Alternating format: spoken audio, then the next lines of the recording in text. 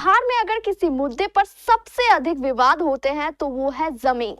आप किसी भी कोर्ट में चले जाए, जनता दरबार में चले जाए या थानों में दर्ज मुकदमों को देख ले, आपको सबसे अधिक मामले जमीनी विवाद के ही नजर आएंगे। आज हम जिस मामले के बारे में आपको बताने जा रहे हैं वो मामला कटिहार के लोहिया नगर का ही है। यहाँ जमीन एक है और दावेदार दो। दोनों के दावे अपने आप में मजबूत है। एक पक्ष में DCLR कोर्ट ने फैसला दिया, जबकि दूसरे पक्ष में ADM कोर्ट ने।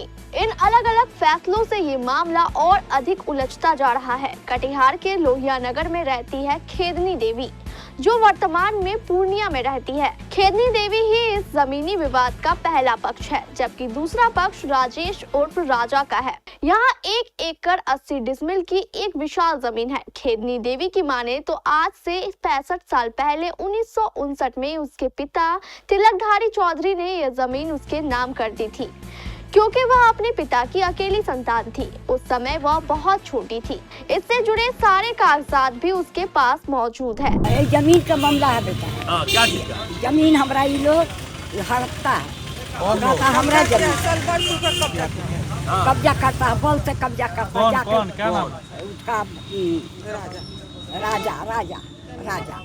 कहाँ पे जमीन है आपका? लोहिया नगर। कितना जमीन? 1 एकड़ 80 डिसमिल। किसके नाम पर था? हमारे बाप का नाम पर था। हमारा बाप हमको कर दिया। अच्छा, आपको कर दिया? हाँ, हम बाप का बेटी अकेले नहीं, उसका भाई भी है। तो ये लोग जमीन हमारा हड़प लिया कहता हमरा। अभी कहाँ आए थे? हम मुझे नहीं आने। जमीन लोहिया नगर में है, लोहिया नगर में कब्रिस्तान के बगल में। अभी थाना आए थे? जी सर, हम क्या बोला था नाम? क्या बोला था नाम? थाना में बोला जे आप लोग मिल मिला के रहिए, झगड़ा नहीं करिए, जिसका जमीन है उसी का होगा। अभी मामला कहाँ कोर्ट में है? जी सर, हम पटना से कोर्ट किए। पटना कोर्ट में केस किए हैं? हाँ। अभी किसके कब्जा में है? कब्जा भी झूठो मूठो बेईमानी करता है सब। ईटा पत्थर जमीन खाली है कि कोई घर बना हुआ उसमें? खाली था सर, जमीन खाली था, पट्टी मैदान था। 3 दिन से लोग ईटा गिरा के। और 3 दिन से घेर रहा है? हाँ, 3। क्या नाम है आपका? क्या नाम? हमारा खेदनी देवी। सर थाना आए थे। क्या हुआ?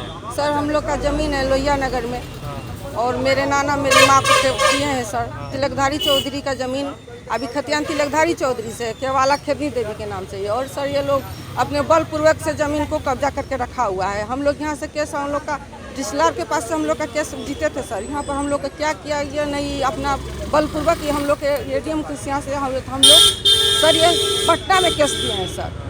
अगर हम लोग का पटना से अभी डिग्री नहीं मिला है सर, अगर हम लोग का जमीन नहीं मिलेगा तो हम पूरा परिवार सर हम जमीन पर हम लोग आत्मा ढाकर लेंगे। कितना जमीन है टोटल? 1 एकड़ 80 डिसमिल। किसके नाम पर अभी जमीन है? अभी है तिलकधारी चौधरी खतियान है, और खेदनी देवी के नाम से केवाला है। कब्जा कौन करके रखा है? राजा। कौन है ये राजा? बब्बन प्रसाद है ना, बब्बन प्रसाद का बेटा है, वो कुहार है सर। कितना साल से वो लोग?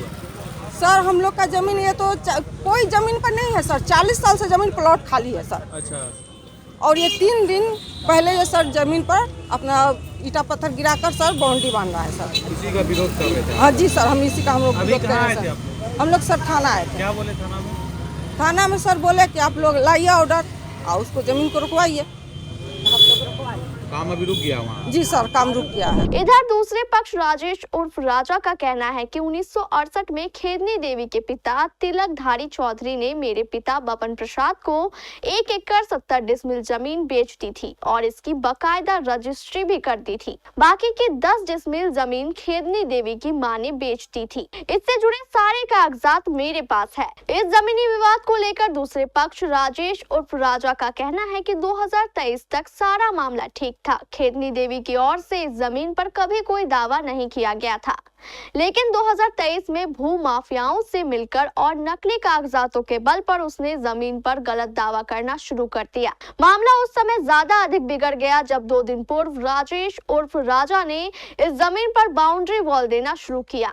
जैसे ही पहले पक्ष खेदनी देवी को इस बात का पता चला तो खेदनी देवी ने इसका विरोध करना शुरू कर दिया और अब यह मामला सहायक थाना पहुंच गया है। फिलहाल सहायक थाना ने बाउंड्री वॉल निर्माण कार्य पर रोक लगा दी है और मामले की जांच शुरू कर दी है। मामला देखिए ऐसा है कि ये महिला जो है खेदनी देवी है, ये बोल रही है कि एक तो फर्जी डीड लेके आई वो 10/403, ठीक है, उस पर बोल रही है कि पूरा 180 डिसमिल जो है ज़मीन मेरा है, लेकिन वो ज़मीन का जो इंडेक्स है हमने निकाल के दिया है, सबमिट किया है एडीएम सर के ऑफिस में कि ये जो है सैदुर रहमान का डीड नंबर है, ठीक है, ये जो है खेदनी देवी का नहीं है ये बेसिकली, और ये फर्जी डीड है। इसके पीछे सारा माफिया लोग लगे हुए हैं, बहुत परेशान कर रहे हैं 2 साल से। ये जमीन आप पर आरोप क्यों लगा रही है? अगर उसके नाम पर है तो आपके कब्जे में है? मेरे कब्जे में है। अब मैं अपना काम भी करवा रहा था, बाउंड्री करवा रहा था, ये लोग आके जो है डिस्टर्ब कर रही है